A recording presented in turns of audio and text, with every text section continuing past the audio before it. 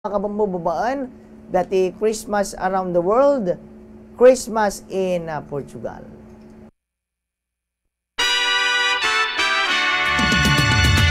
Bombo Radio Philippines presents Christmas Around the World.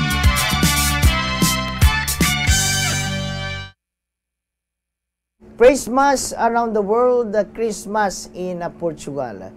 Ti Paskwa, ti kangrunaan masel celebraran a holiday. Di Portugal ta mano na tawen masursurot dagiti Christmas traditions iti detoy apagilian.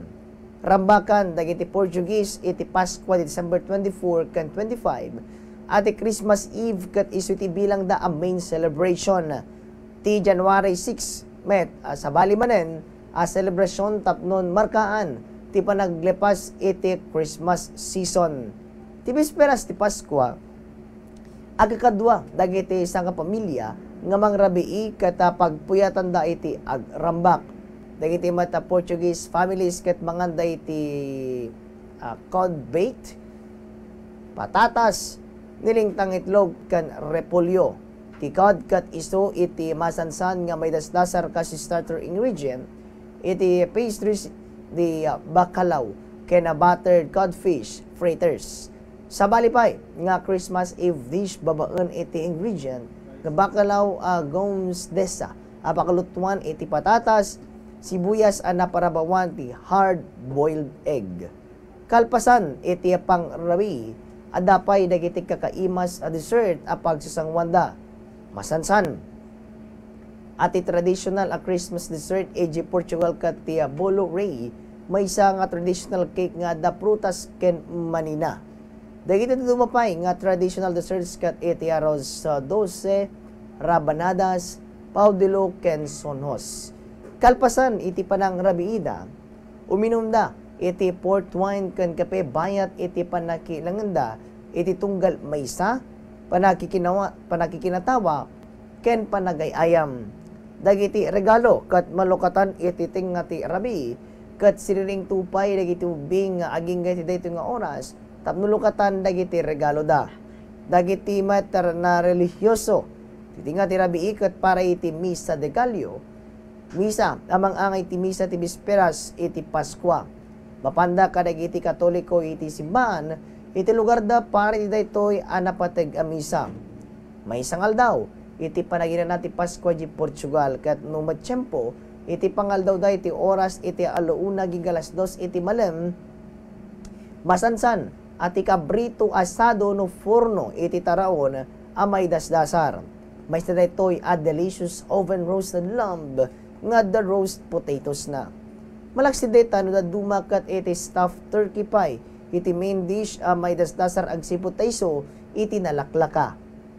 Parten iti kultura dagiti Portuguese iti panagitan iti regalo kang runaan at siyempo ti Paskwa ken makawawat dagiti Portuguese ti extra monthly salary para iti Paskwa. Ti politics iti Portugal kat may isa nga unitary multi-party semi-presidential representative democratic republic at ti prime minister kat iso ti head ti government ken ti president ti Portugal kat iso ti non-executive head of state nga dani ti Duma nga political powers. Kastiman iti interview tayo. Iti interview tayo ni Ma'am Rice. Inalaw ti Bombo International News correspondent tayo manipod iti Portugal. Yes, Bombo Mark, ngayong oras na ito makakausap or makakasama natin via Zoom si Ma'am Rice Enalaw at makikikumusta tayo kung paano nila sineselebrate o yung mga bagay na ginagawa nila during Christmas at pagsapit ng buwan ng Disyembre mula sa Portugal. Pero bagong lahat, Ma'am, ang pagbati niyo po muna sa mga tagapakinig at mga nanonood sa atin ngayong oras na to, Ma'am. Hello, Bombo Justin and Bombo Mark. Magandang hapon dyan sa Pilipinas at advance Merry Christmas to everybody. So, Ma'am Rice, pag salubong sa Christmas or upon December 1, ano naman po yung, kung dito sa Pilipinas, Ma'am, is naglalagay na sila ng mga Christmas lights, yung mga parol, may mga gumagawa na. Dyan sa Portugal, Ma'am, paano yung sign or ginagawa nila during or pagpasok ng buwan ng December? Yes, ang Bombo Justin. So kung sa atin, we started September or December 1, feel na natin sa Philippines. Dito same din, but then they started end of November. So yung family, they go shopping na, and friends as well. And then sa house, they do then decorate the Christmas tree. But sa labas ng bahay nila, medyo walang decoration and Christmas light kasi punong-puno na ng Christmas lights and decors yung buong cities, especially mga big cities dito sa Portugal, from north, center, tsaka sa south. So last end of November, nilitap na nila yung 2,150,000 bulbs sa Lisbon, sa center. And then dito din sa south, marami ding mga big cities na super Christmassy na talaga yung vibe. So ma'am, parang dun sa iba, White Christmas, Blue Christmas yung mga sineselebrate nila. Diyan sa Portugal ma'am ngayon, ano naman po yung tema or theme ng mga taga-Portuguese, yung mga Portuguese ngayong 2024 Christmas? Yes, so dito ang Bombo Jazz, same sa atin. More than Santa Claus, they do celebrate din talaga sa Jesus Christ. So yung theme nila is birth of Jesus Christ. That's number one. And then secondly, more on nasa ano sila, parang nativity scene sila. So all over, parang yung theme nila parating nativity scene kasi last year of 2012, 2013 na pumasok sa Guinness Book of Record dahil doon. So everywhere makikita mo yung ano talaga culture nila, tradition nila through sa miniature. And then nandun din, syempre of course, yung crib na tinatawag nila or yung Belen sa atin, nandun yung si Jesus Christ, Mary, and si Joseph din. So ma'am, dito sa Pilipinas, may mga nangangaroling na, yung mga bata is nagko-costume na sila, mga ngaroling, at saka may mga tradition na ginagawa nila, kumbaga yung mga ginagawa nilang instrument na gagamitin sa pangangarolin. Diyan sa Portugal, ma'am, ano po yung ginagawa ng mga bata? Yes, so dito, mga kids, hindi same sa atin na nagka-caroling door to door sa houses. But then, pag pumunta ka sa city, sa center na town, nandun naman sa street yung mga from mga young adult at mga kids din. But then, more on, hindi sila yung tulad sa atin na meron silang ginagawang mga instruments. But dito more on talagang parang silang mga choirs sa street. So parang nanonood ka din talaga ng, parang nasa mga choirs sa churches at nasa labas sila all over. So they do carolings din. But then, hindi katulad sa atin. So dito kasi mas uso sa nila yung parang Christmas concert sa restaurants, ganon. Kasi siguro dahil sa weather, it's freezing outside. So may mga gumagawa ng mga snowballs, yung mga snowman sa labas ma'am ng mga bahay. Yun din yung isa sa ginagamit nila dyan sa Portugal to decorate or sign na dun sa bahay is celebrating or yung Christmas sign, yung mga snowman ma'am na nilalagyan ng mga carrots sa ilong, and then yung mga kahoy na nagsisilbing kamay. So dito ang Bombo Jazz sa Portugal, may certain area lang na may snow sa Estrela. So doon lang pwedeng gawin yan. But mostly talaga sa Portugal, yung winter nila walang snow. May isang area lang doon na may snow. So doon sila pwedeng gumawa ng snowball. But dito regular lang na na tulad din sa atin na mas malamig lang. So ma'am, yung White Christmas at certain area lang. Yung iba ma'am, may mga gumagamit ng real Christmas tree, yung pine tree. Meron din ma'am yung mga gumagamit ng mga artificial tree na nilalagyan ng mga decorations, yung mga palamuti, ma'am? So unlike sa US na talagang normal nila yung real na Christmas tree, so dito most sa mga houses, kasi nga mas less expensive, yung tulad din sa atin yung Christmas tree lang din na hindi real. But then meron dito na mga may bago ngayon na ano yung government to support yung fire. So dito kiniklean nila yung forest. I mean, not really clean, yung mga old na mga tree, kinakat nila para magamit. Pwede mo yung bilhin para ilagay sa house for your Christmas tree. So it's like a real Christmas tree din. Naman dito naman to support naman yung nature para bago nila mapalitan ng bagong trees yung land. So it's for a cause dito. Hindi lang siya for decor. Yes, ma'am. So, may mga theme sa city, ma'am. Kumbaga dito sa Pilipinas is may mga tema na iba't iba, yung mga Candyland, yung mga iba't ibang tema na pwedeng gawin ng mga tao. So, dyan sa Portugal, ma'am, ganun din po ba yung may mga yearly na event, na tema na ginagawa, ma'am? Yes, ang Bombo Jazz. So, for example, sa Lisbon, meron doon na parang Disneyland, parang Wonderland ang tawag nila para sa mga kids.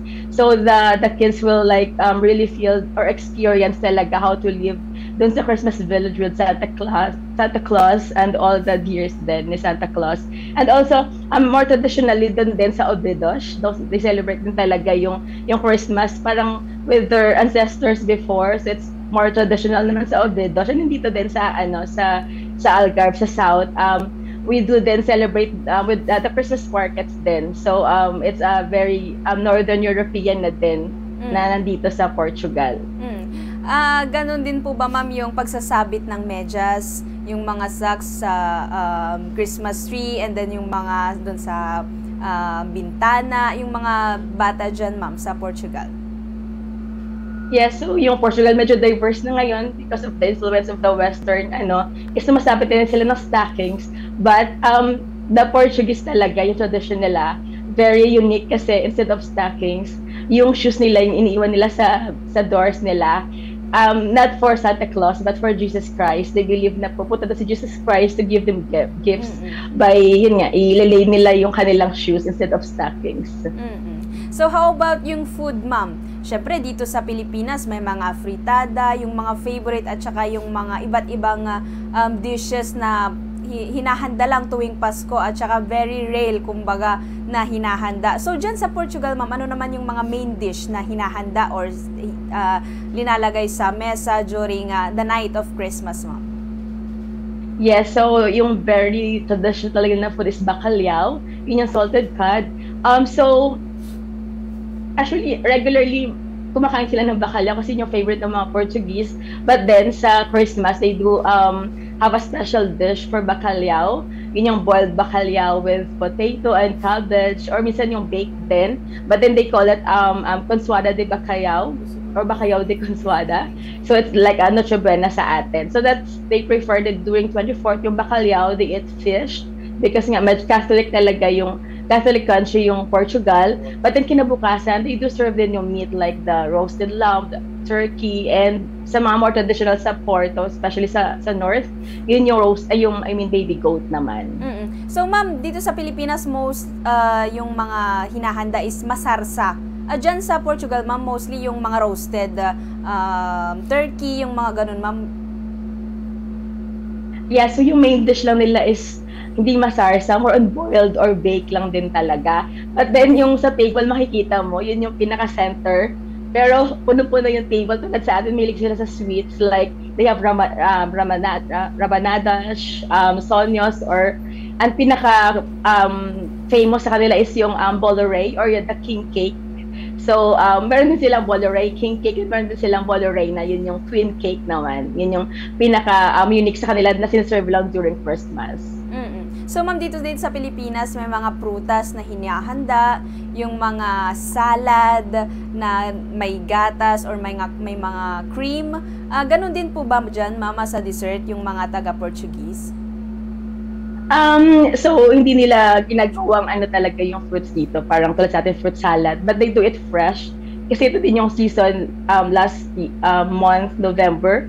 Ito rin yung season din talaga ng harvest nila. So it's yung way nila maging grateful or to express yung gratitude nila dun sa harvest na nangyari the last month. So they serve din yung fresh fruits, usually grapes, sa table. So how about, ma'am, yung mga gift giving ng mga bata, and then also yung mga adults meron ding ginagawang gift giving, and then family. Paano naman yun, ma'am? Parang nagbubunutan din sila yung usual na gift giving na ginagawa sa mga party or usually mga Christmas party, ma'am? So sa party, pag hindi, like kaya sa work or sa school, walang mga exchange gifts or that. It's more on ano lang, kung preferred mo lang na bigyan. But then dito, medyo mas mandatory na bigyan mo yung mga kids by, hindi lang parents, pati grandparents, relatives, and friends. Para medyo obliged lang bigyan yung kids ng gifts. Kasi dito parang yung gifts or presents, parang ino-offer talaga nila for the kids. So the children are expecting that every year. So ma'am, talagang kumbaga yung feel ng presents or of Christmas is parang mas unique dyan sa Portugal, ma'am. Unique in a way na meron sila mga tradition through foods. But then, same sa atin, they have this close family ties. So, talaga yung persons they offer it talaga for their family sa relationship with the family. At talagang medyo talagang required na magsama-sama sila doon sa 24th hanggang 25.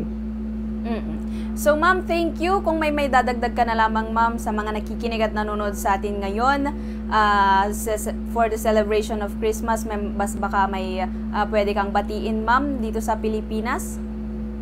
Yes, sinabati ko lahat ng family ko sa Rojas City, Iloilo, and Manila and Baguio din. Merry Christmas sa lahat. Alam ko na maraming calamity dyan, but this is the birth of Jesus Christ and this is the birth of hope then. And also, I would just take this chance to remind everyone and yung sa upcoming natin, the most awaited na celebration natin, Christmas party sa Algarve, our official Christmas party sa December 8, that's 7 p.m. sa Dom Jose Quartera.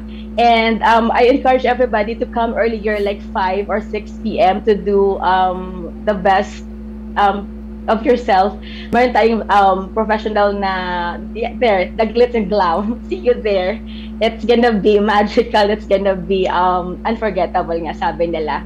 So see you there, everybody. I hope you can go earlier or come earlier so we can take best picture of yourself then. Thank you. So ma'am, idagdag ko na lamang kung may mga competition sa mga offices ma'am, yung mga Christmas decoration dyan sa city. May mga ganun din ba man na sinaselebrate during Christmas? So Christmas decorations, wala akong nakikitang parang contest, but then yung pride nila dito is yung activities nila. So lahat ng bahay, they do the best craft they can. Yun yung pride nila. At hindi lang dito pumunta sa churches, sa mall, ang dami talaga nativity scenes na mga giant din na you can see the whole picture of their tradition, of their culture. So it's like watching the whole Portugal in one picture. So Ma'am Rice, thank you so much, and pagbati mula dito sa Pilipinas to Portugal, advance Merry Christmas, ma'am. Thank you, Bombo Justin and Bombo Mark din, and Feliz Natal, they say here in Portugal. So daytan mga kabombo, Bombo Mark ni Ma'am Rice and Alaw manipod iti Portugal may naigmat dagiti wagas da iti panang celebral iti Pasko when iti Christmas. Para iti bombohanay pangal daw siya ni Bombo Justin Garcia para sa number 1 and most trusted radio network in the country, Bombo Radio Philippines. Basta Radio Bombo! Watch out for another edition of Christmas Around the World. Various celebration of Christmas by different countries. Only heard and seen at Bombo Radio Philippines. Okay, sila niya mga kabambuiti, Christmas Around the World, Christmas in Portugal. And thank you, Ma'am Rice and Alaw. Okay, dapat po tinabad-bating